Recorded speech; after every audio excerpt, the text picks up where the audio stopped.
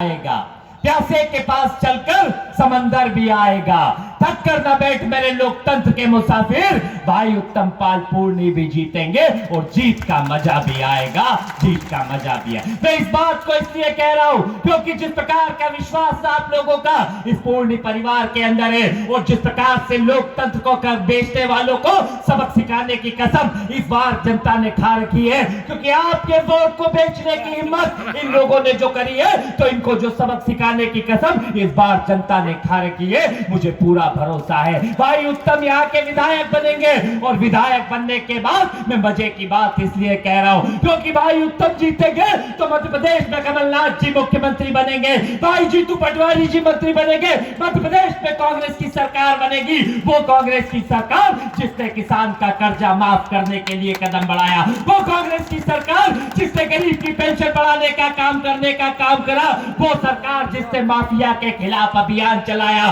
जिसने शुद्ध का युद्ध चलाया, जिसने हजारों गौशालाएं बनाई और अलग अलग वर्गों के लिए जिस प्रकार से मध्य प्रदेश के अंदर काम किए, तो जब कांग्रेस की सरकार आएगी तो ये किसान के पेट पे गोली मारने वाली सरकार, छाती पे गोली मारने वाली सरकार, दंगा करके किसानों को मारने वाली सरकार, ये अपने धूल चाटने का काम करेगी और मध्य प्रदेश में किसान हितैषी, नौजवानों की हितैषी एक वो सरकार आएगी जो एक अलग मध्य प्रदेश की अलग रखती है, जो एक मध्य प्रदेश को अलग व्यवस्था बनाना चाहती है और मध्य प्रदेश के नौजवानों के रोजगार के लिए हर वर्ग के लिए कहीं ना कहीं अलग अलग काम करने का काम करती है। मैं आपसे कहने आया हूं, ये मैं आपसे पूछने आया हूं, ये मैं आपसे बात करने आया हूं, क्या कैसा मध्य प्रदेश हम बनाना चाहते हैं, क्या कैसा देश हम बनाना चाहते हैं, कैसे लोकतंत्र का हम निर्माण करना चाहते हैं, क्या हम ये चाहते हैं कि हमारे विधायक बिक जाया करे, क्या हम ये चाहते हैं, क्या हमारे वोट को बेचने की हिम्मत यहाँ का पूर्व विधायक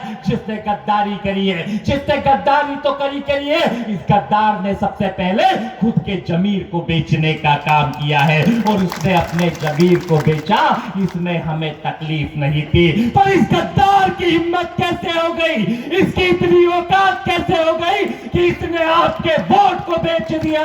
इस बात को ध्यान रखना मेरे प्रदेश के लोगों, मेरे प्रदेश के अन्नदाताओं, अरे तुम्हें अपना जमीर बेचना था तो उसको बेच सकते थे, तुम्हें जनता के वोट की कीमत क्या मालूम, क्योंकि ये गलतफहमी पाल के बैठ गया था कि ये वोट जो उसको मिले हैं वो उसकी जेब में उसके घर से आए हैं। इस गलतफहमी को कोई ना पाले। मैं भी विधायक बना हूं तो मुझे मालूम है कि मेरे क्षेत्र के कांग्रेस के कार्यकर्ताओं ने दिन रात मेहनत करके मुझे कहीं ना कहीं मुझे वहां पे मेरी पार्टी की रीति नीति को, जब हमारी पार्टी ने किसान की बात करी तो जनता ने वोट देने का काम किया और जनता ने जब विधायक बनाया तो जनता की सेवा करने के लिए बनाया। जनता ने यह को अधिकार दिया कि उनके लिए कोई भी काम हो उसको काम को कराने का काम करूं। जनता ने यह को अधिकार दिया कि उनकी सेवा करने का काम करूं, पर जनता ने यह कभी अधिकार नहीं दिया कि उनके वोट को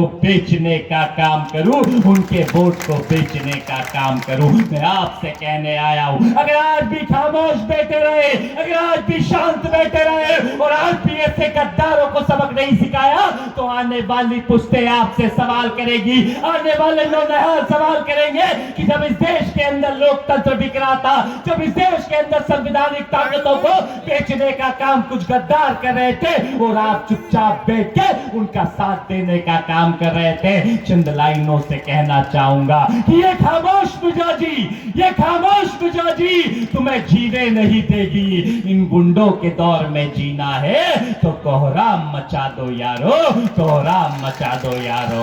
और कोहराम मचाने के लिए, कोहराम मचाने के लिए किसी को पीटने की जरूरत नहीं है, पर 3 तारीख के दिन ईवीएम में इतनी ताकत के साथ वोट दबाओ कि कांग्रेस के पंजे का निशान वहां से ऐसा दिखने लगे, इतने वोट डले और मशीन भी चीची चिल्लाने लगे कि एक तरफा वोट भाई उत्तम को पड़ेंगे, एक तरफा वोट भाई उत्तम को मिलेंगे।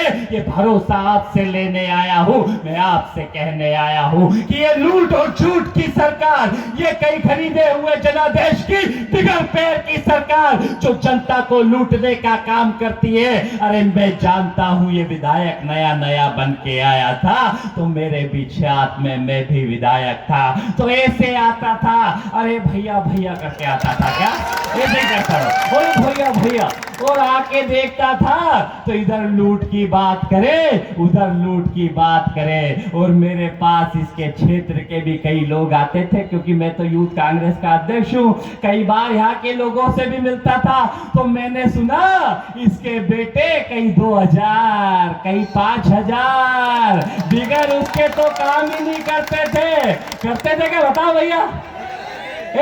तो जब 2 और 5000 में बिकने वाले लोग, और इस बार कितने में बिके?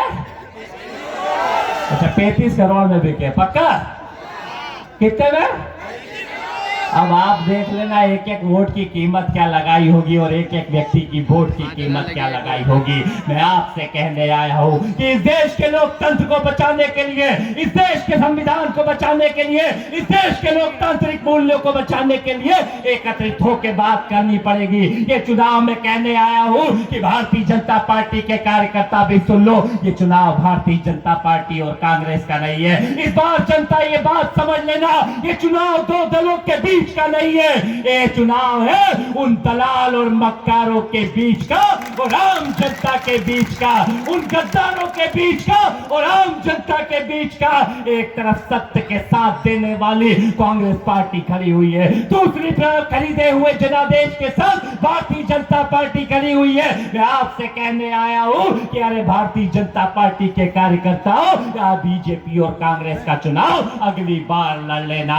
इस बार का चुनाव इस देश के संविधान के लिए, इस देश की तरक्की के लिए, इस देश के लोकतंत्र के लिए, इस देश के संविधान के लिए हम सबको मिलकर लड़ना पड़ेगा। ये चुनाव जनता वर्सेस उन गद्दारों के विरुद्ध में होना पड़ेगा। मैं आपसे कहने आया हूं और हमने काम करके बताया है। 15 महीने में हमने क्या नहीं किया, जो कर सकते थे करने का काम किया। 15 साल की सरकार भी आपने देखी। और इस संत सिंगा जी महाराज की जगह पे बात कर रहा हूं, जिनको मुझे सुना है कि वो इतने बड़े गोपालक के रूप में जाने जाते थे।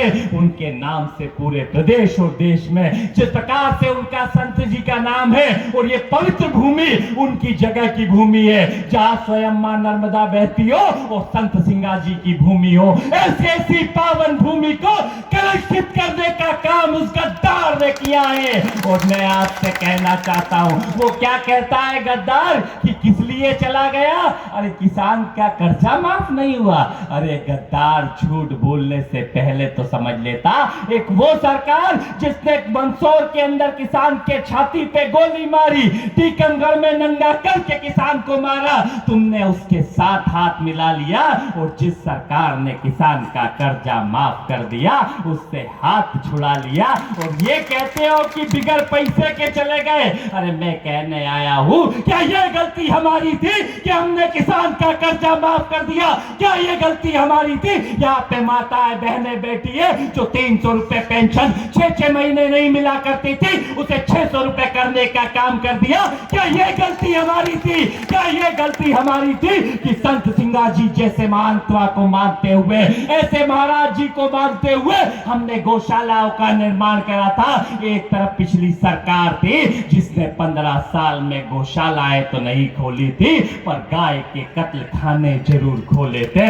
एक तरफ तुमने साथ दिया उन गाय के कत्ल खाने खोलने वालों का, और हजारों गौशालाएं खोल के। क्या हमने ये गलती कर दी थी? क्या ये गलती कर दी थी कि शुद्ध का युद्ध चला दिया था, जिसके कारण किसान को खेत में यूरिया मिलता था, और यूरिया का जो नकली दूध आता था वो दूध बंद हो गया था। तो किसान के दूध के फेट का भाव 7 रुपए 20 पैसे पहुंच गया था, और आज उसी भाव की कीमत 5 रुपए 40 पैसे हो चुकी है। इस बात को समझने की जरूरत है। मैं आपसे हाथ जोड़ के निवेदन करता हूं, एक नौजवान के रूप में, एक व्यक्तित्व के रूप में, एक ऐसे भाई के रूप में जो लगातार संघर्षशील नेता है, जो लगातार संघर्ष के साथ काम करता है। आज से 3 साल पहले भी जब उत्तम सिंह जी यहाँ पे यूथ कांग्रेस के अध्यक्ष थे, मुझे मालूम है कि यहाँ के नौजवानों के रोजगार के लिए हजारों लोगों को इकट्ठा करके इन्होंने आंदोलन किया था। उस आंदोलन में भी मैंने आने का काम किया था। मैं चंद लाइनों से कहना चाहूंगा